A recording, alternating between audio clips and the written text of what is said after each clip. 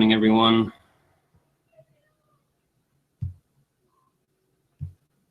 Presenting. Okay, get this started.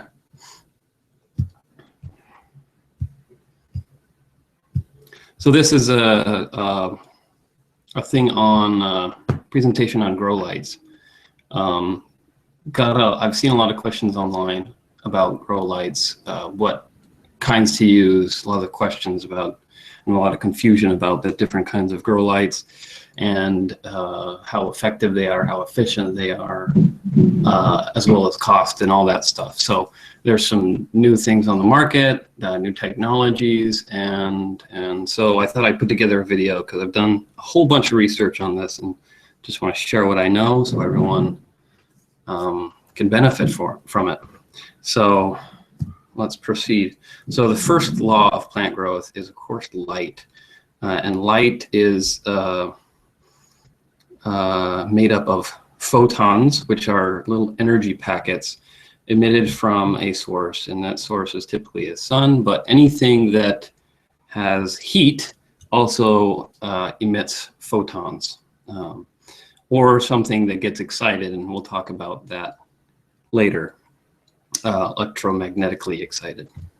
So what is a photon? A photon, as I said, is a little packet of energy, very, very tiny. It has no mass, but it interacts with, it's a very efficient way of transferring energy from one source to another. For example, the sun will transfer different types of energy, will transfer energy out into space, and some of that will hit the Earth, and some of that will hit us, causing warmth, causing different chemical reactions in plants and things like that. And then different wavelengths of these lights, they vibrate as they travel, and the length of their vibration, I guess, is called the wavelength. And the shorter the wavelength, the more energetic the photon.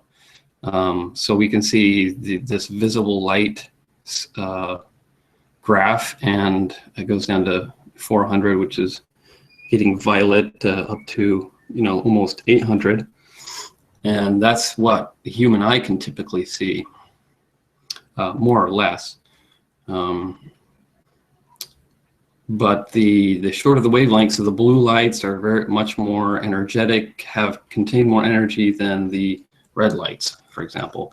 But this is only a small little section of the greater electromagnetic spectrum, which goes from gamma rays all the way up to microwaves and shortwave radio waves and things like that. So pause the video for just a second and go to this link. This is an awesome explanation of just how interesting the human eye is and how we perceive light. So pause this video right now, go check it out. It's very awesome. But the gist of it is, the human eye sees light in interesting ways. Like if we go back to the visible light spectrum, you can see there's no pink in there, right? There's no white. Why do we see white colors? Why do we see pink?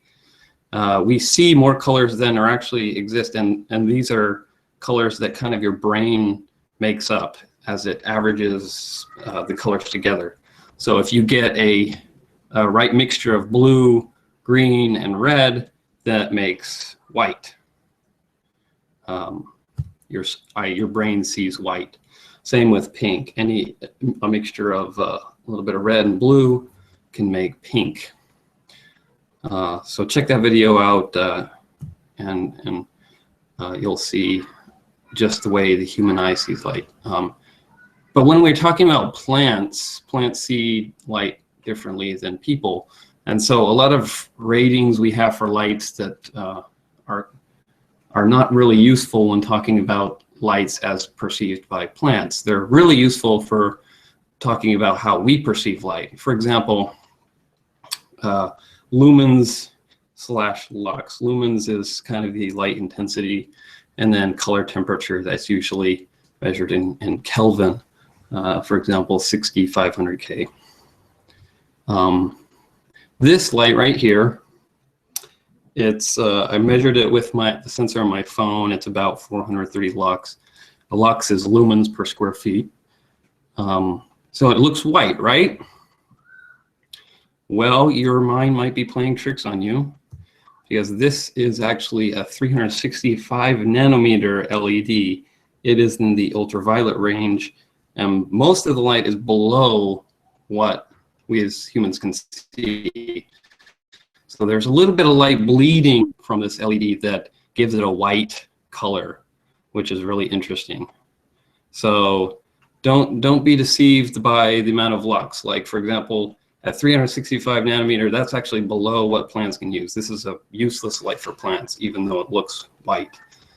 Not entirely useless, but that's another story. There are uses for UVA lights like this. So this rating of 430 lux, it describes the intensity. That intensity is completely wasted on plants, right? Because they really can't use this kind of light. What lights can plants use? Well, there's different types of chlorophyll, and chlorophyll is the part of the plant that converts the photons into usable energy, energy that the plant can use, both to build its cells and grow and whatnot. So we can see that chlorophyll B kind of peaks right before we get into the green. So peaks in blue. The other chlorophyll A peaks in about 450 nanometer, and then we get some other peaks in the red range. And most of the green light and yellow light is unused. Like, plants don't use that, for at least as far as we understand. Most plants don't use it. So, but there are some useful things we should consider. There are measurements that are useful when talking about lights for plants, and that's one of them called PAR and yield photon flux. Also look at what spectrums of light that the grow light will emit, and look at one of the things also to consider is efficiency and the upfront cost. So efficiency I consider as cost over time, like how much is this going to cost me to run, 8 hours a day, 12 hours a day, and how much am I going to spend up front? So we'll talk about some of these, several different types of grow lights. We won't talk a whole lot about HID or plasma, but we'll talk about incandescent lights, fluorescent, and LED lights, which are kind of the new kid on the block. So this is the spectrum. We've mentioned spectrum is an important thing to consider. This is the spectrum over here in the right corner of an incandescent light. And it's a very, very broad spectrum. A lot of red, peaks in the red, a lot like the sun. The sun actually matches an incandescent spectrum pretty closely. Not a lot of blue, but quite a bit of green. So that's wasted energy.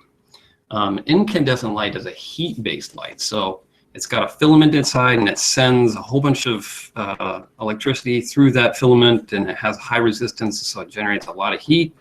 And the chemical composition of the filament is such that it glows when it gets really hot.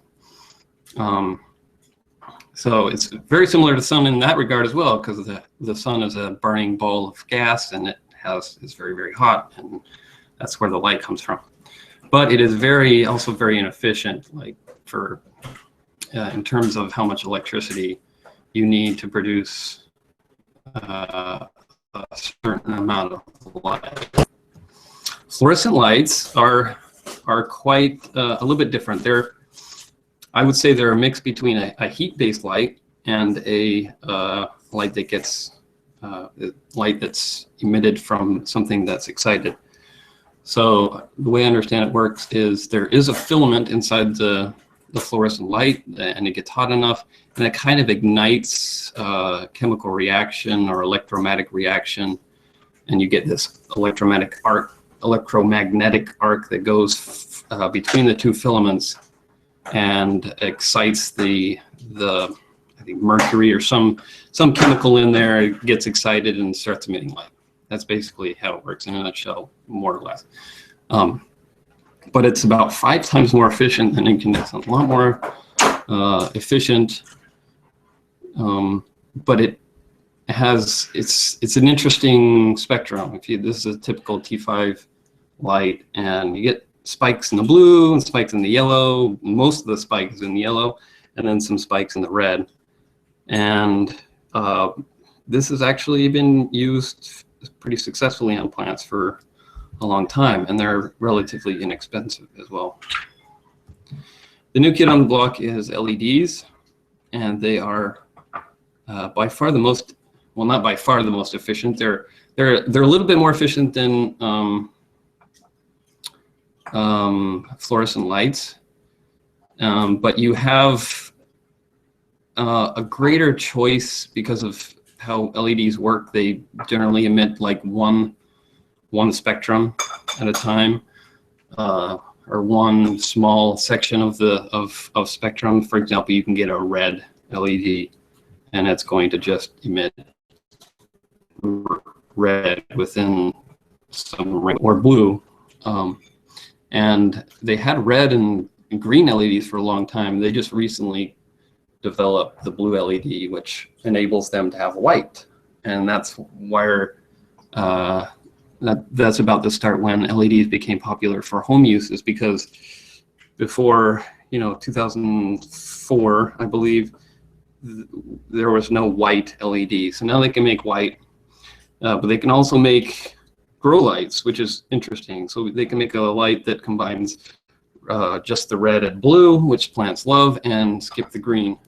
So we can see, compared to like an HPS, which is a high pressure sodium lamp, popular indoor growing light, a lot of, there's almost no green, while the HPS has quite a bit of green. And, but there is a higher upfront cost. The LEDs are kind of expensive, more so than fluorescent lights, more so than incandescent lights. Prices are coming down, but they're still pretty expensive. And they might be maybe even slightly expensive than the more fancier HPS lights.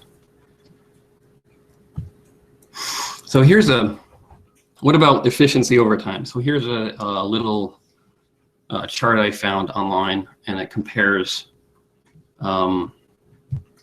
T5s to HIDs, which includes HPS lights, induction lights. Can't remember what exactly an induction light is. And LEDs. You can see the upfront cost. LEDs cost the most, although this is slightly outdated. These are high, there's a lot more competition with LEDs now in the grow light area. And T5s being the cheapest, but over time, like by year 2, the LEDs are the cheapest option, just because they're so much cheaper to run. And by year 8, you've basically blown everybody away. You're the cheapest, half the cost, almost half the cost of a T5 light. Another thing you need to consider, T5s have to be replaced eventually. Depends on usage, and they do dim over time. LEDs do not dim over time, and they do not usually need to be replaced unless something catastrophic happens, like they burn out, get too hot or something, or a power surge or something like that. But they last a long time. So that's one thing to consider. Both LEDs and fluorescents generate low heat, so you can get them close to plants where, you know, the high pressure sodium and other big lights require some distance because they're heat-based lights. So I made a little comparison thing. If you went out and bought like a T5 fixture with 4 lights in it, it's about $121 on Amazon, and it's about 220 watts total. I'm assuming they're all 55-watt bulbs, and then possibly up to $25 a year to replace the bulbs, depending on usage, right? You might be able to go 2 or 3 years without changing them. They're going to dim over time, but just something to keep in mind. And then I compared it with the one that I've been building. I've got some build videos on my channel you can check out. But it costs a little bit more. It costs about twice as much, and for an equivalent wattage, right? So if you were to take 4 of these 50-watt grow lights, you would get roughly the same wattage out of them, a little bit less. But if we back up to the LED spectrum, you're not wasting very much energy on the plants. Where fluorescence, you're going to have some yellows and greens that the plant really can't use, mostly yellow. So for watt per watt, like, you're getting more light out of the LED. And then finally, like, another option, like in my greenhouse, I've got these strips that I've made, and you could put 4 of these modules on the thing, and you could come out with a much cheaper price, like building it yourself, and get much closer to the T5 fluorescent light. And you'll be able to produce more usable light for less cost over time. So my conclusion is T5s are the cheapest option for at least 2 years. Again, depending on how often you use the grow lights. If you're growing all year round, definitely by year 2, the T5s will start to get more expensive than the LEDs. The LEDs are most expensive up front, but the cheapest overall after opened. And you're not there's no wasted photons, basically. So that's that. Hopefully that was interesting, and hopefully this presentation actually worked.